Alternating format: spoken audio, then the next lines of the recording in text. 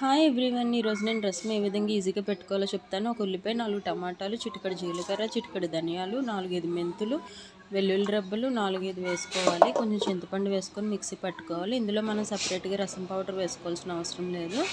చూసారా, థిక్గా వచ్చిన పేస్ట్ని మనం బౌల్లోకి షిఫ్ట్ చేసుకోవాలి. కన్సిస్టెన్సీకి తగ్గట్టు వాటర్ యాడ్ చేసుకోవాలి. ఇందులో ఆనియన్ స్కిప్ చేసుకోవచ్చండి, మీ ఇష్టమైతే వేసుకోవచ్చు, లేకపోతే లేదు. మేము కొంచెం చింతపండు తక్కువ వాడతాం కదా, తిక్కుగా వస్తుందని నేను వేస్తాను. అండ్ తర్వాత ఉప్పు వేసుకోవాలి, పసుపు, కారం, కరివేపాకు, కొత్తిమీర వేసి బాగా మరిగించుకోవాలి.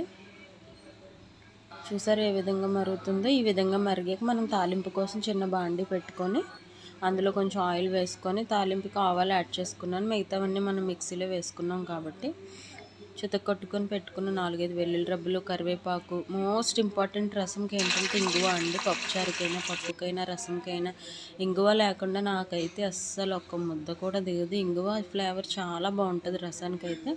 వేసుకున్నదంతా కూడా రసంలో వేసుకొని తిప్పుకొని ఒక 4-5 మినిట్స్ మరిగించుకొని స్టవ్ ఆఫ్ చేసుకుంటే రెడీ. అంతే, చాలా ఈజీగా అయిపోతుందండి. ఈజీగా చికెన్ ఫ్రైలోకి, ఫిష్ ఫ్రైలోకి మనం ఇలాగా త్వరగా చేసేసుకోవచ్చు. మీకు నచ్చితే లైక్ చేయండి, షేర్ చేయండి, సబ్స్క్రైబ్ చేయండి.